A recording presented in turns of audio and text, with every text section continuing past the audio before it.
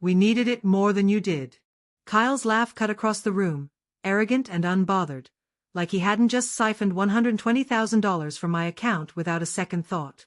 I'm Rebecca Mitchell, 34. The proud owner of a boutique I built from the ground up. That money wasn't just digits in an account, it was my future, the payoff of sleepless nights, sacrifices, and relentless work. And Kyle? My brother-in-law? He took it like it meant nothing. No apology. No remorse. Just a smug grin. But he underestimated me. I might be family, but I don't believe in turning the other cheek. I looked him square in the face and said, "Then you won't have a problem with what's coming." 2 hours later, cops were pounding on the front door. Ever been betrayed by someone with your blood in their veins? Drop your story in the comments, and if you believe karma keeps receipts, like and subscribe. I grew up in Portland, the responsible daughter. While my younger sister Allison spent her teenage years chasing parties and popularity, I worked every summer job I could find and saved every dime. My parents owned a small hardware shop. Humble, honest work. After college, I spent 3 long years grinding at a major retail corporation before finally chasing my dream. Launching Mitchell Designs, a boutique focused on sustainable, locally made clothing. I walked away from a steady paycheck with only $5,000 in savings and enough drive to burn through walls.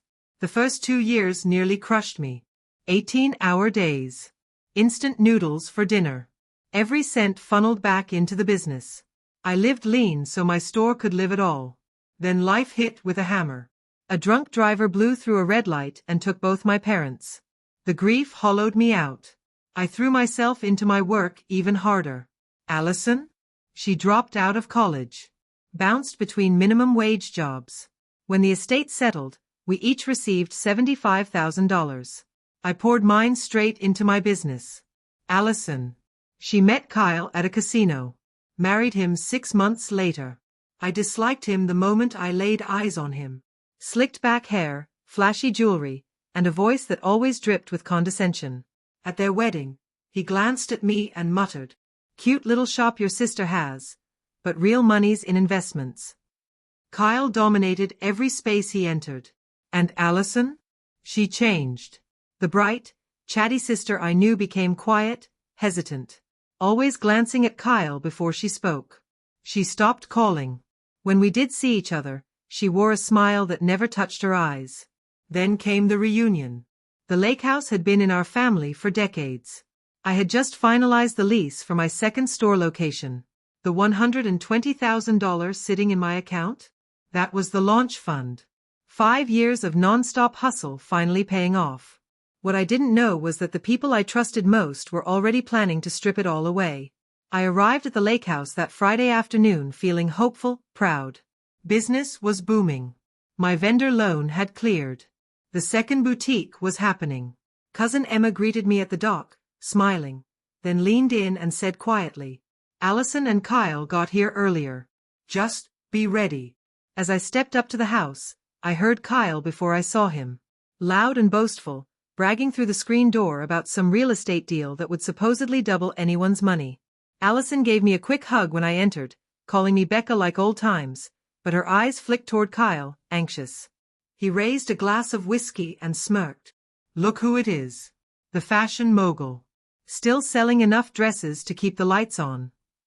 I gave him a tight smile. "Actually, we're expanding. Just signed the lease for a downtown space." "In this economy?" he scoffed. That night, I went to my room to catch up on emails, and noticed it immediately. My laptop had been moved. The charger plugged into a different port. A tiny shift, but I could tell. I opened it. Checked the browser history. Wiped clean. Then the alert came. A failed login attempt. Unknown device. My stomach dropped. Someone had tried to break into my account, within the past hour, while I'd been in the kitchen helping prep dinner. I scrambled to reset every password, activated 2-factor authentication, and locked my laptop in my suitcase. Still, something felt off. The next morning, chaos hit. Claire, my business partner, called me in a panic. "Rebecca, the vendor payment bounced. It says there's no money in the account." Hands shaking, I opened my banking app. Checking. $0. Savings, $0. Business account, $0. Gone. Everything. $120,000. Vanished. Overnight. Transferred to an unfamiliar account. This wasn't a glitch. Or a hacker halfway across the globe. This was someone here. Someone who knew exactly what they were doing. I walked into the kitchen pale as a ghost. Conversation died instantly. My money's gone, I said quietly. All of it. Uncle Robert stood up. What do you mean gone? I held out my phone. Over $120,000. Transferred overnight. I don't recognize the account. Gasps. Shocked murmurs. Emma rushed to my side. Only two people remained completely still, Allison staring into her coffee, and Kyle, arms crossed, expression unreadable. Did you call the bank? Emma whispered. I did. Put them on speaker. The rep's voice was calm. Too calm. Yes, Ms. Mitchell. Several transfers were made between 11:42 p.m. and 4:15 a.m. from a known device at your location. The room turned cold. Your login credentials and security questions were entered correctly. It felt like getting punched in the chest. This wasn't a random breach. It was personal. Planned. Executed by someone close. Someone who knew my passwords. My laptop. My life. I stared directly at Kyle. You were near my laptop yesterday. Were you in my room? Allison jumped in fast. Are you seriously accusing my husband? Kyle's smile crept in slowly. Paranoia doesn't look good on you. Maybe your partner screwed something up. Then show us your bank records, I snapped. If you're so financially secure. His smirk wavered. Just for a second. I don't owe you an explanation. Kyle's voice was cool, dismissive. Is that so? I took a step closer. Because if you were innocent, you'd be the loudest person in this room right now. Allison's hands trembled at her sides. She avoided my eyes.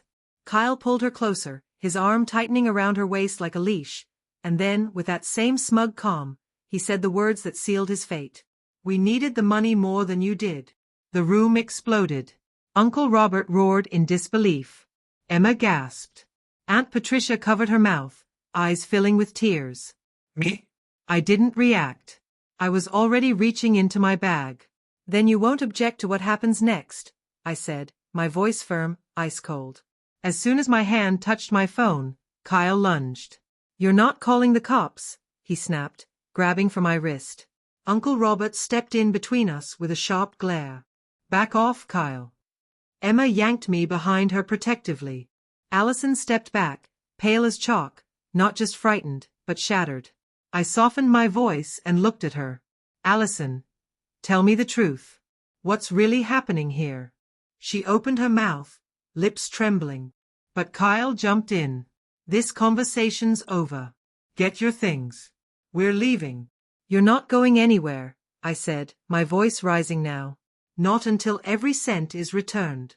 Or I swear, you won't make it to the end of the driveway before you're in handcuffs. Kyle laughed, low and vicious. Nice try. That cash is long gone. Shifted, hidden, untouchable. Then, bang. The front door burst open with a crash that silenced everyone. Police! Nobody move. Two uniformed officers entered, followed by a woman in plain clothes, holding up a badge. Rebecca Mitchell? I nodded. Detective Harmon, Portland PD. We've been alerted to suspicious activity linked to your financial accounts. Kyle's face drained of all color. This is some kind of mistake, he blurted. But Harmon didn't miss a beat. We've received digital evidence from your bank's cybersecurity unit, logins, device information, and images. Including yours, Mr. Henderson. He opened his mouth, then shut it. I pulled out my phone. After an attempted hack last year, I installed monitoring software. It snaps a photo during each login attempt, logs keystrokes, records every access. I handed the phone over. It's all here. Clear images of Kyle on my laptop. Matching IP addresses. Time logs. Everything you need. Kyle's mask dropped completely. You set me up. I didn't flinch. No. I protected myself. That's the difference. The officers stepped forward and cuffed him. As they led him out, he twisted toward Allison, voice venomous. You think you're free now? You're nothing without me. She stepped forward slowly. Her voice wavered, but her words were strong. I was already nothing to you. But now, I finally get to be me again. Detective Harmon turned to me. With this level of evidence, there's a good chance you'll recover nearly all of the stolen funds. And more importantly, he won't be hurting anyone else. For the first time in days, I let myself breathe. It wasn't finished yet. But I had just won the first battle.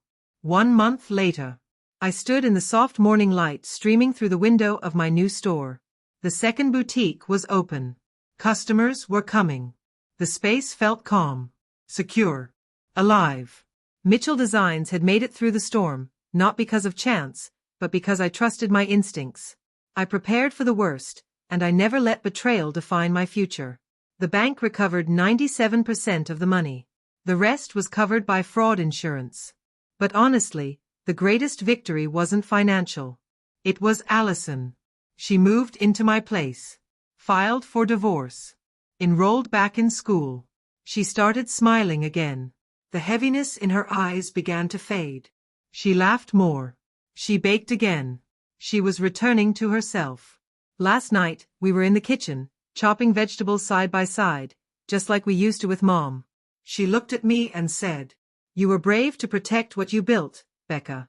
I want to be brave enough to rebuild myself." And she is. Kyle later accepted a plea deal: fraud, coercion, identity theft. He'll be behind bars for years. But his grip ended the moment Allison stood up and said, "I'm done being afraid." Last weekend, we went back to the lake house, not for nostalgia, but for a fresh start. The whole family pitched in. We painted, repaired, laughed, reclaimed the space that almost tore us apart. We set new standards for what family means. Real family protects. They don't manipulate. And if you've ever had to shut the door on toxic relatives just to keep your peace, I see you. Leave a comment if you've ever had to say enough. And if you're still working up the courage, borrow some of mine. Because having the same blood doesn't give anyone the right to break you.